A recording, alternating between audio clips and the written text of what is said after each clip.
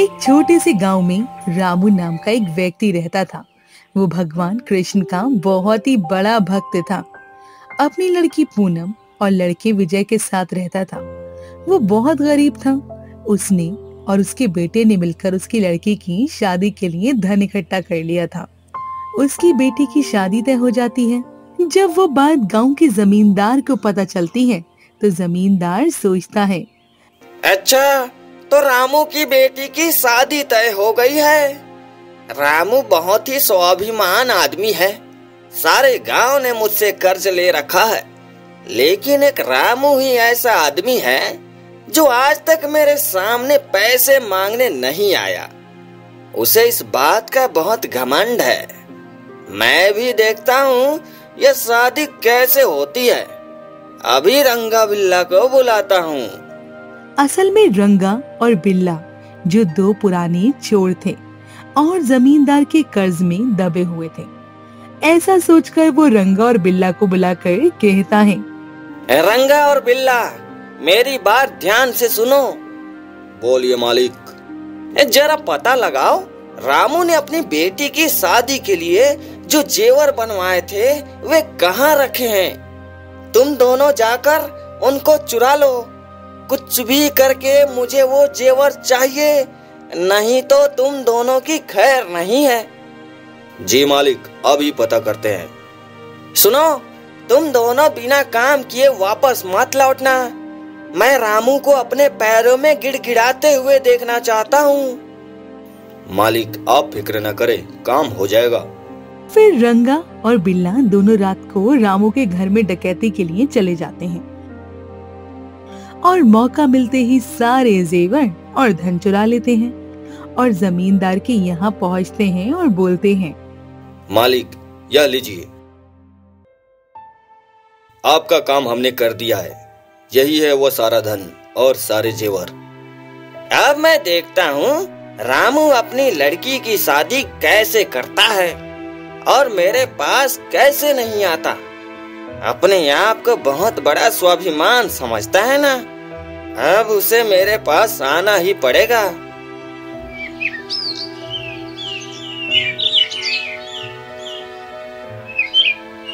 अगले दिन रामू को पता चलता है कि उसके घर में चोरी हो चुकी है।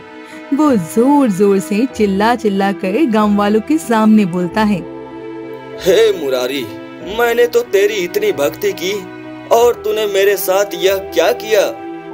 कल मेरी बेटी की शादी है। अब मैं लड़के वालों को क्या मुंह दिखाऊंगा। पिताजी, अब जो होना था वह तो हो गया। अब आगे क्या करना है यह सोचना पड़ेगा।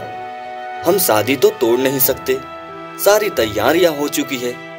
अगर यह शादी टूटी तो हमारी पूनम की बहुत बदनामी होगी। मुझे लगता है आपको जमींदार से थोड़ा पैसा मांग लेना चाहिए, जिससे हम पूनम की शादी कर सके। हम कुछ ना कुछ करके सारा कर्जा चुका देंगे। अभी हम लोगों को सिर्फ शादी के बारे में सोचना होगा। हाँ बेटा, शायद तुम ठीक बोल रहे हो। मैं अभी जमींदार साहब के पास जाकर कुछ पैसे कर्ज ले आता हूँ। ये कहकर रामू जमींदार के पास जाने के लिए घर से निकल जाता है। जमींदार रामू को अपने घर पर आता देखकर कहता है, आओ रामू, आओ। कैसे आना हुआ? सुना है तुम्हारी लड़की की शादी तय हुई है। मालिक, हुई है, लेकिन एक अनर्थ हो गया। कल रात मेरे घर में चोरी हो गई। जितने भी जेवर और पैसे थे वे सब चोर उठाकर ले गए। अब मुझे कुछ समझ में नहीं आ रहा है, मैं क्या करूं? अरे ये तो बहुत बुरा हुआ। तुम फिक्र मत करो। तुम बोलो, यहाँ कैसे आना हुआ? मालिक, उसी के संबंध में आपसे बातें करने आया हूँ। आप तो जानते हैं अब मेरे पास कुछ नहीं बचा है। इसी वजह से मुझे धन की आवश्यकता है। ये सुनकर जमींदार मन ही मन खुश होता हुआ सोचने लगता है, ये हुई ना बात। अब आया ऊंट पहाड़ के नीचे। मैं कर्ज तो तुम्हें दे दूंगा, लेकिन तुम चुकाओगे कब?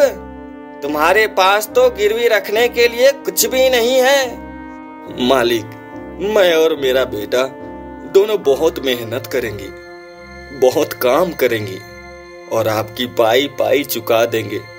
मुझ पर भरोसा कीजिए। ठीक है, मैं तुम्हें पैसे दे देता हूँ। ऐसा कहकर जमींदार राम को पैसे दे देता है और रामू पैसे लेकर चला जाता है। फिर वह अपनी लड़की की शादी बड़े धूमधाम से करवाता है। फिर एक दिन विजय अपने पिता से कहता है, पिताजी, शादी तो बहुत अच्छे से निपट गई, अब हमें जमींदार का कर्जा भी तो चुकाना है। इतना कहकर विजय काम ढूंढने के लिए गांव में निकल जाता है।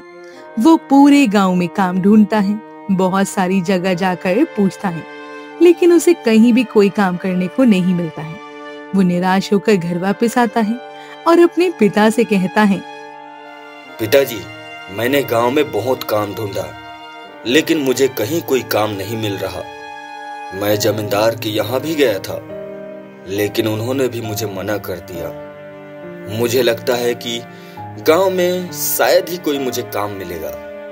मैं शहर जाकर काम ढूंढता हूँ, शायद वहां कुछ काम मिल जाए। तुम सही कह रहे हो बेटा, तुम तो जानते हो मैंने आज तक कभी किसी से उधार पैसे नहीं मांगे, और पहली बार हमारे मुश्किल समय में जमींदार ने मुझ पर भरोसा करके पैसे दे दिए। जमींदार बहुत अच्छा आदमी है, हमें उसके पैसे वक्त पर लौटाने होंगे। पिताजी, आप चिंता मत कीजिए, मैं शहर जाकर कुछ ना कुछ काम जरूर ढूंढ लूंगा और जल्द से जल्द जमींदार का कर्ज लौटा दूंगा। आप निश्चिंत रहिए। इतना कहकर विजय शहर चला जाता है और कुछ दिनों बाद पैसे कमाकर गांव लौटता है और लौटते हुए पिताजी से कहता है, पिताजी, आपके आशीर्वाद से मुझे शहर में अच्छी नौकरी मिल गई और मैंने अच्छी खासी रकम भी जमा कर ली है। यह लीजिए और जमींदार का सारा कर्जा चुका दीजिए।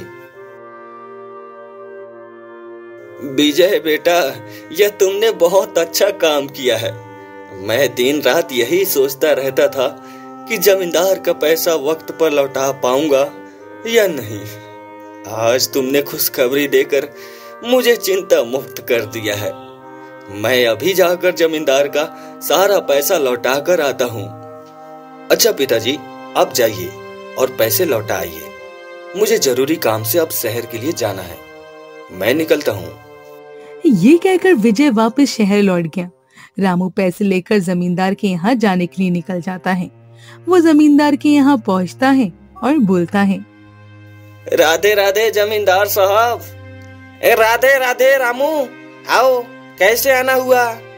तुम्हें और पैसों की जरूरत पड़ गई क्या? नहीं मालिक, मैं तो पुराना लिया हुआ कर्ज लौटाने आया हूँ। मालिक, आपने मेरी जरूरत के समय सहायता की है, मैं आपका बहुत आभारी हूँ। अरे वाह, बड़ी जल्दी पैसों का इंतजाम कर लिया तुमने। जमींदार मन ही मन सोच रहा था, अगर इसने इतनी जल्दी कर्ज चुकता कर दिया तो मुझे ब्याज बहुत कम मिलेगा। मेरा तो कर्जा देकर कोई फायदा ही नहीं हुआ। इस अनपढ़ गंवार से और पैसे निकालने होंगे। वो ऐसा सोच ही रहा था कि तभी रामू बोला, मेरे बेटे ने शहर जाकर बहुत मेहनत की है, इसलिए आज मैं यह पैसे चुका पा रहा हूँ।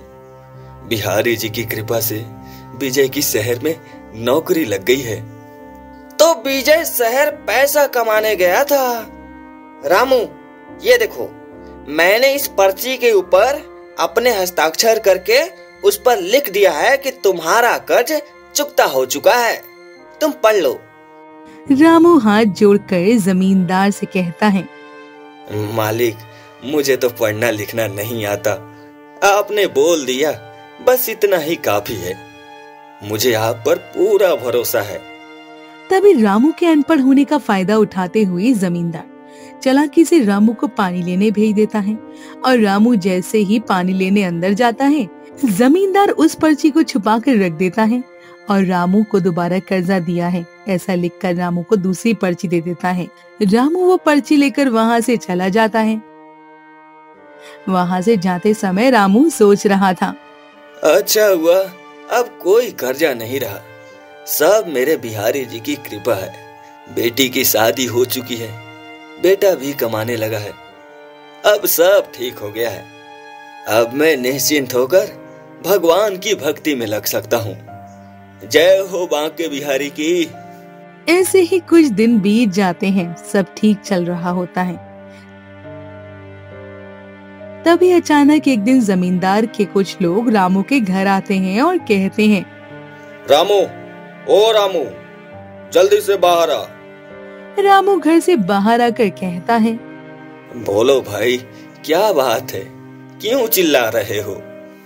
रामू, तुमने जो जमींदार जी से कर्जा लिया था वह तुमने अभी तक लौटाया नहीं है। हम वही वसूल करने आए हैं। अरे भाई, यह तुम क्या कह रहे हो? मैंने तो जमींदार जी का सारा पैसा लौटा दिया है। तुम्हें कुछ गलत फहमी हुई है। हमें कोई गलत फहमी नहीं हुई है। ज्यादा भोले मत बनो, चुपचाप हमारे मालिक का पैसा लौटा दो। यह नौटंकी किसी और के सामने करना, वरना हमें और भी तरीके आते हैं पैसे निकलवाने के लिए। तुम अपने आप को भगवान कृष्ण का बहुत बड़ा भक्त कहते हो और अभी झूठ बोल रहे हो। तुम्हें शर्म नहीं आती? अरे भाई, क्या नाप शनाप बोल रहे हो? मेरे प्रभु ने मुझे ऐसे छल कपट करना नहीं सिखाया है। मैं कह रहा हूं ना कि मैंने सारा कर्जा लौटा दिया है। मैं खुद गया था लौटाने।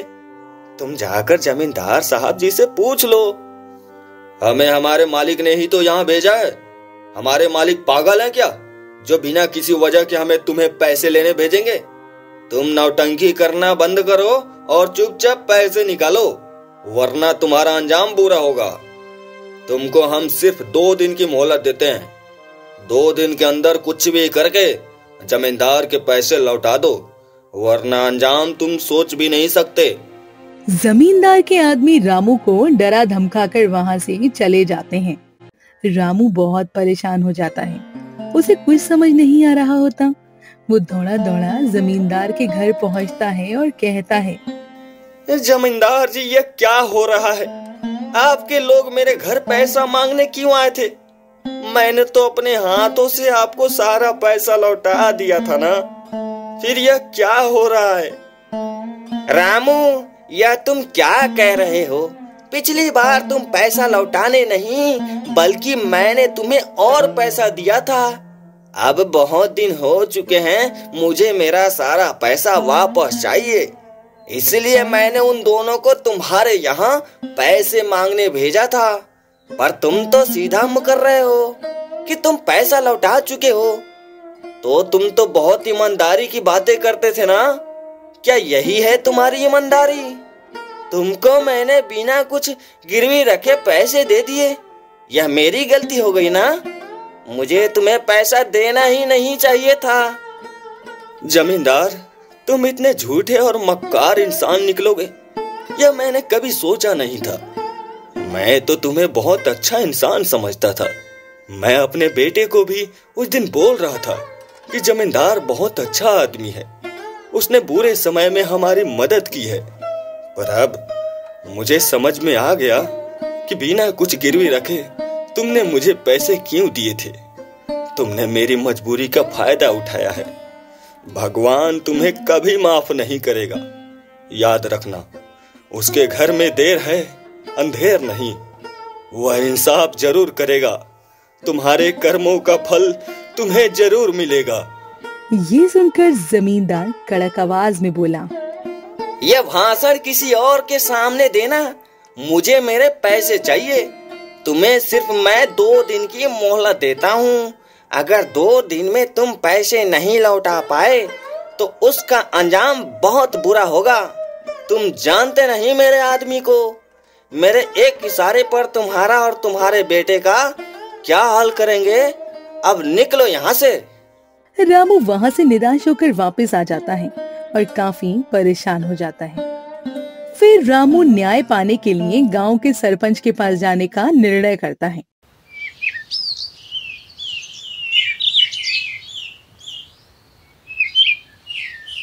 रामू अगले दिन सरपंच के घर जाता है और उन्हें जमींदार की सारी सच्चाई बताता है। फिर ये मामला गांव की पंचायत में चला जाता है और सरपंच पंचायत में कहता है, रामू ने जमींदार पर आरोप लगाया है कि जमींदार ने रामू के साथ धोखाधड़ी की है। रामू का कहना है कि उसने जमींदार से अपनी बेटी की शादी के लिए कुछ पैसे लिए थे और सूद समेत हुए पैसे उसने लौटा दिए हैं। जमींदार का कहना है कि राम ने उसे पैसे नहीं लौटाए हैं। जमींदार, तुम्हारा क्या कहना है? सरपंच जी, रामू मेरे पास आया था। उसने कहा कि उसकी बेटी की शादी के गहने और पैसे चोरी हो गए हैं। रामू ने मुझसे पैसे मांगे। मैंने उसकी हालत पर तरस खाकर उसे बिना कुछ गिरवी रखे पैसे दे दिए। मुझे नहीं पता था कि रामू ऐसा आदमी निकलेगा। मैंने उसकी जरूरत के समय मदद की और रामू ने मेरे साथ धोखा किया। रामू ने मुझे कोई पैसे नहीं लौटाए और सारे गांव वालों से कहता फिर रहा है कि उसने पैसे लौटा दिए। नहीं सरपंच जी, यह झूठ बोल रहा है। मेरे बेटे विजय ने बहुत मेहनत करके वह पैसे कमाए थे और मैंने जमींदार को पैसे लौटाए थे।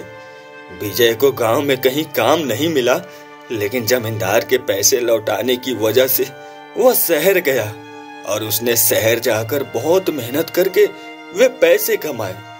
जमींदार झूठ बोल रहा है, मेरा विश्वास कीजिए सरपंच जी। मैंने खुद जाकर जमींदार को सूद सहित पैसे लौटा दिए थे।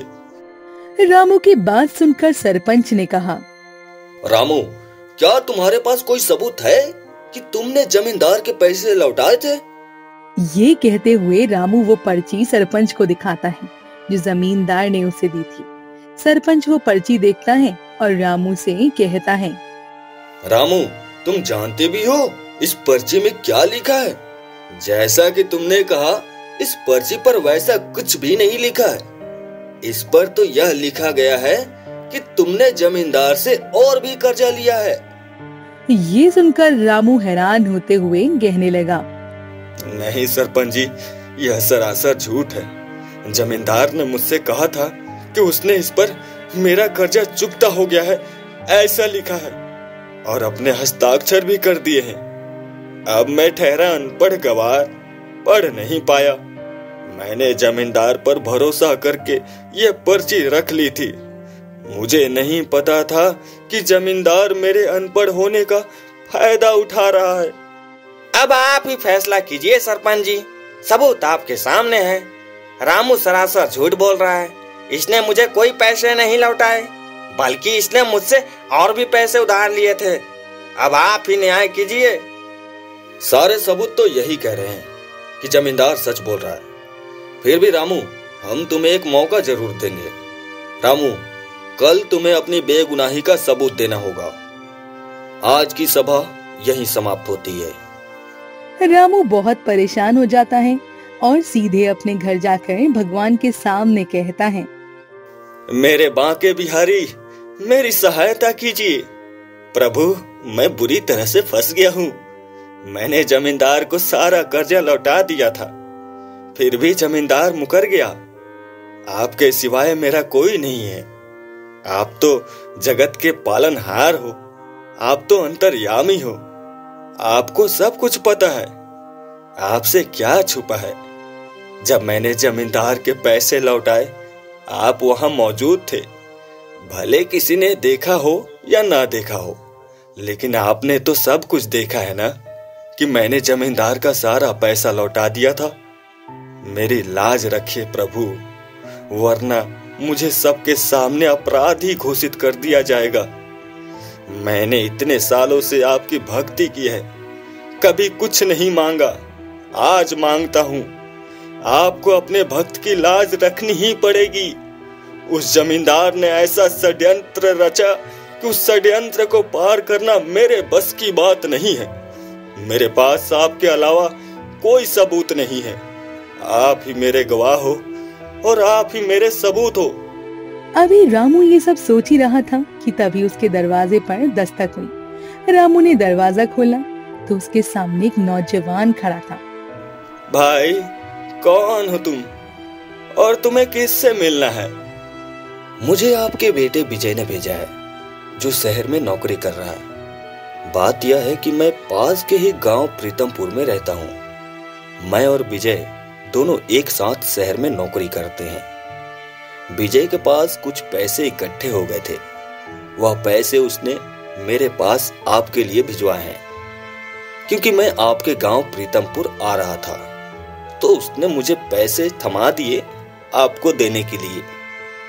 आओ बेटा गिरधारी, आओ, तुम भी मेरे बेटे जैसे ही हो। घर के अंदर बुलाकर रामू ने गिरधारी की खूब आवभगत की, उसे खाना खिलाया। गिरधारी ने अपने साथ लाए हुए पैसे रामू को थमा दिए और कहने लगा, अब आप मुझे आज्ञा दीजिए, मुझे अपने गांव निकलना होगा। बेटा अब तो दिन ढल चुका है और तुम आज की रात यहीं पर रुक जाओ, सुबह चले जाना गिरधारी। इस बात को राजी हो गया। इसके बाद वो दोनों बैठकर बातें करने लगे। बातों ही बातों में रामू ने गिरधारी को अपनी सारी आप बीती बता दी कि किस तरह से जमींदार ने उसके साथ धोखा किया और जो कर्ज में उसे वापस कर चुका है, उस कर्ज के लिए जमींदार उसे बदनाम कर रहा है। रामू की सारी व्यथा सुनकर गिरधारी कहने लगा, चाचा आप बिल्कुल चिंता मत कीजिए, मुझे पूरा यकीन है कि कल सुबह तक कोई न कोई रास्ता जरूर निकल आएगा। ईश्वर ने चाहा तो भरी पंचायत में आप बेगुनाह साबित होंगे और उस जालिम जमींदार का भांडा फूट जाएगा। कल मैं भी आपके साथ पंचायत में चलूंगा, ठीक है? बेटा तो तुम भी मेरे साथ पंचायत में चलना। मुझे ऐसा लगेगा कि जैसे मेरा अपना बेटा मेरे साथ है। आधी रात तक बातें करने के बाद वो दोनों सो गए।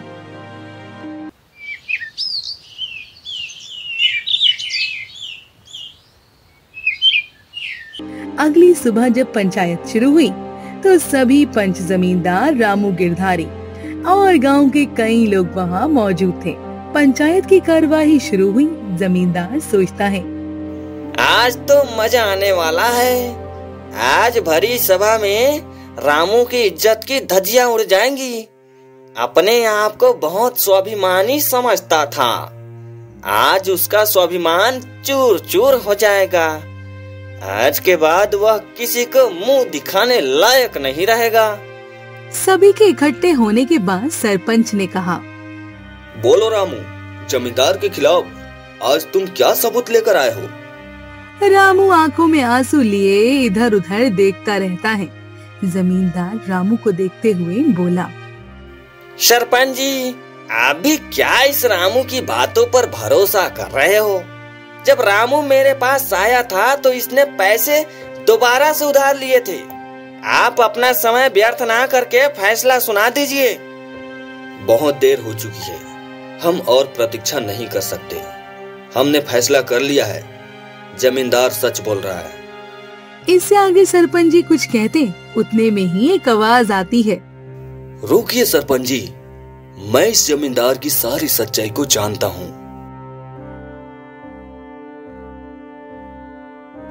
तुम कौन हो? तुम्हें पहले कभी इस गांव में नहीं देखा है। यह गिरधारी है और मेरे बेटे का मित्र है। अच्छा नौजवान, यह बताओ, जब रामू जमींदार की यहाँ पैसे देने गया था तो क्या हुआ था? सरपंच जी, उस दिन रामू ने जमींदार के सारे पैसे उसे सूद समेत वापस लौटा दिए थे। यहाँ तक कि जमींदार ने एक पर्ची के ऊपर अपने हस्ताक्षर करके उस पर लिख कर दिया था कि रामू, अब तुम्हारा सारा कर्जा चुकता हो चुका है। लेकिन रामू के अनपढ़ होने का फायदा उठाते हुए जमींदार ने वह पर्ची छुपा दी थी और दूसरी पर्ची पर लिख कर दे दिया कि रामू ने उससे और भी कर्जा लिया है। जमींदार ये सुनकर एकदम से बोला, सरपंच जी, गिरधारी झूठ बोल रहा है। वह तो वहाँ था ही नहीं। यह एक मनगढ़ंत कहानी सुना रहा है। यह कोई बहरूपिया है जिसे रामू कहीं से झूठी गवाही देने के लिए लेकर आया है। अगर यह सच बोल रहा है तो इससे पूछिए, इसके पास कोई सबूत है इस बात का? भाई गिरधारी, बोलो, हम सिर्फ तुम्हारी गवाही के भरोसे कोई फैसला नहीं सुना सकते। तुम्हें अपनी सच्चाई का कोई सबूत देना पड़ेगा। क्या तुम्हारे पास ऐसा कोई सबूत है जिससे तुम यह साबित कर सको कि जो तुम कह रहे हो वह सच है। अगर आपको भरोसा नहीं है तो किसी को जमींदार के घर भेजिए और वहां रखी हुई खाते की पुस्तक के अंदर एक फटा हुआ पर्चा मिलेगा जिस पर जमींदार ने खुद लिखा था कि रामू का सारा कर्जा चुकता हो गया है, और उस पर जमींदार ने खुद के हस्ताक्षर भी किए हैं। और इतना ही नहीं, रामू के घर जो चोरी हुई थी वह भी जमींदार ने ही करवाई थी। वह सारा चुराया हुआ धन और जेवर भी जमींदार के घर पर उसकी तिजोरी के अंदर ही रखे हुए हैं। ये सुनकर तो जमींदार को धक्का सा लग जाता है। यह आदमी कौन है और इसको यह सारी बातें कैसे पता? चलिए सरपंच अपने आदमी जमींदार के घर भेजते हैं। चोरी वाली बात सुनकर रामू के पैरों से जमीन खिसक जाती है। वो सोच में पड़ जाता है। जमींदार कुछ ऐसा भी करवा सकता है? ऐसा तो मैंने कभी सोचा भी नहीं था। सारे गांव वाले आश्चर्य से और गुस्से से जमींदार की ओर देख रहे थे। थोड़ी देर बाद सरपंच द्वारा भेजा गया आदमी जेवर और पर्चा लेकर वापस लौटता है। सरपंच जी को दे देता है। वो देखकर सरपंच की आंखें फटी की फटी रह जाती हैं। सरपंच सोच में पड़ जाता है और बोलता है, यह क्या है जमींदार? तुम इतनी नीच और गिरी हुई हरकत कर सकते हो? यह हमने कभी सोचा भी नहीं था। इतने धनवान होने के बावजूद इतनी गिरी हुई हरकत करते हुए तुमको शर्म नहीं आई? रामू जैसे भोले आदमी पर तुमने धोखेधड़ी का इल्जाम लगा दिया और सारे गांव वालों को और पंचायत को गुमराह कर दिया। तुम्हें शर्म आनी चाहिए। सरपंच जी, रामू ने कभी किसी के साथ कोई छल कपट नहीं किया। वह एक निस्वार्थ और स्वाभिमान से जीने वाला व्यक्ति है। उसका स्वाभिमान ही उसके लिए सब कुछ है। उसके स्वाभिमान को ठेस पहुंचाने के लिए ही जमींदार ने इतनी नीच हरकत की थी। मैं तुम्हारा सारे गांव वालों और पंचायत की तरफ से आभारी हूं। अगर तुम ना होते तो मैं गलत फैसला सुना देता।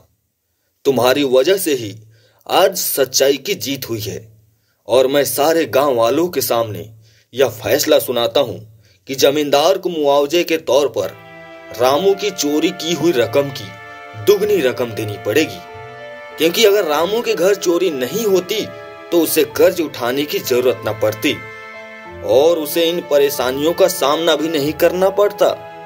जब पंचायत ने बेईमान जमींदार को उसके किए गए कुकर्म के लिए दोषी ठहराया और रामू को बेगुनाह साबित कर दिया तो सभी लोग बहुत खुश हो गए और गांव के सभी लोग एक एक करके रामू को बधाई देने लगे। इस खुशी के माहौल में रामू को उसके कई दोस्तों और शिव चिंतकों ने घेर लिया और गले लगाकर उसे बधाइयां देने लगे। गांव के सभी लोग रामी को बधाई दे ही रहे थे, तब रामू को अपने बेटे के दोस्त गिरधारी का ख्याल आया। वो उसे इधर उधर ढूंढने लगा, परंतु गिरधारी उसे कहीं भी दिखाई नहीं दिया। बहुत देर तक रामू ने गिरधारी को तलाश किया, परंतु गिरधारी वहां से जा चुका था। मन ही मन रामू गिरधारी को धन्यवाद दे रहा था। बिल्कुल सही वक्त पर आकर मेरी सहायता की, परंतु शायद उसे अपने गांव जाने की जल्दी थी, इसलिए वह मुझसे मिले बिना ही यहाँ से निकल गया होगा। पर रामू ने मन में निश्चय कर लिया था कि जब भी उसका बेटा विजय शहर से वापस आएगा तो वो उसके साथ गिरधारी के घर अवश्य जाएगा ताकि वो उसका धन्यवाद कर सके। अब पूरे गांव में रामू की बेगुनाही साबित हो चुकी थी, जबकि जमींदार पूरे गांव में बदनाम हो चुका था। रामू इस बात से निश्चिंत था कि उसके सिर पर अब कोई भी कलंक नहीं रहा। इस तरह एक हफ्ता बीत गया। एक हफ्ते के बाद रामू का बेटा विजय घर आया।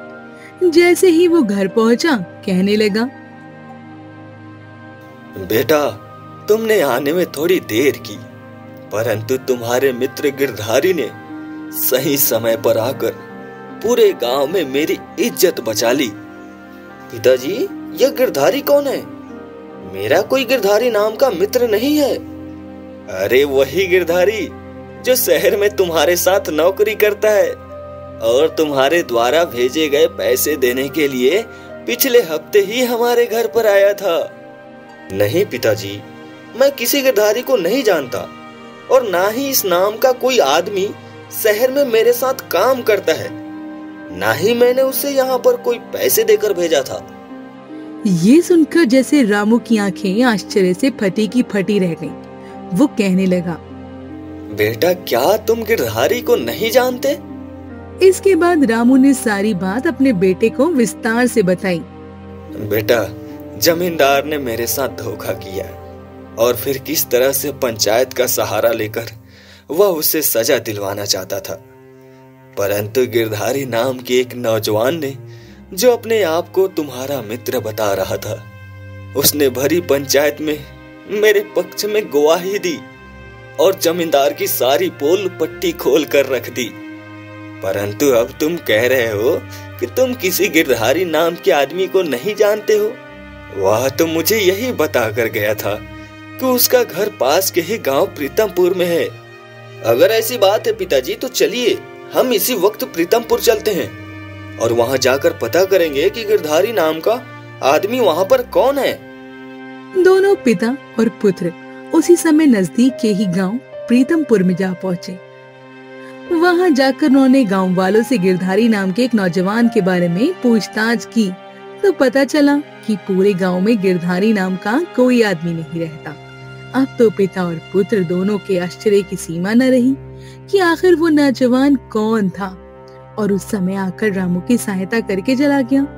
कुछ देर बाद रामू कुछ सोचकर मुस्कुराने लगा तो उसके बेटे ने पूछा, पिताजी आप मुस्कुरा क्यों रहे हो? बेटा, मुझे समझ में आ गया है कि वे गिरधारी नाम का नौजवान कौन था। हम चाहे उसे इस गांव में जितना भी ढूंढ लें, वे हमें कभी नहीं मिलेंगे, क्योंकि वे गिरधारी कोई और नहीं बल्कि स्वयं भगवान ही है, जो अपने भक्त की सहायता करने के लिए आए थे। दोनों पिता पुत्र अपने गांव वापस लौट गए। धीरे धीरे ये खबर पूरे गांव में फैल गई कि गिरधारी नाम का वह नौजवान ढूंढने पर भी नहीं मिला। तो सभी गांव वालों का यही मानना था कि वो नौजवान कोई और नहीं बल्कि स्वयं भगवान थे, जो रामू जैसे ईमानदार और सच्चे भक्त की सहायता करने के लिए आए थे।